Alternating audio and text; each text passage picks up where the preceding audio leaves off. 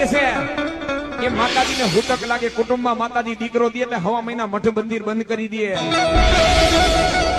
માતાજીના દીવાબત્તી બંધ કરી દે, માતાજીના ધૂપે બંધ કરી દે. શું માતાજીએ ગુનો કર્યો? પરિવારમાં દીકરો દીધો ઈ? મારી માં ખોડિયાલ સુમનદે પરમાના ઢોલિયા માથે હુયાણી થઈને આપોઆપ જેની નવખંડનો જન્મ કરાવ્યો તેથી મારી માને હુતક નહોતું લાગ્યું. તેથી હુતક ક્યાં ગયું? તો આ તો માણસો બધા હાલી નીકળ્યા છે. જેટલી અંધશ્રદ્ધા હોય ને ત્યાં કુટુંબ દુખી થાય. જેટલી તમે અંધશ્રદ્ધા રાખો એટલે કુટુંબ એટલું ધંધે લાગે. બાકી કુટુંબની માલિકો મારી માં દીકરો દે ને દીકરાનો કોઈ દી હુતક નો લાગે. હુતક ક્યારે લાગે? 20 વર્ષનો દીકરો, 25 વર્ષનો દીકરો.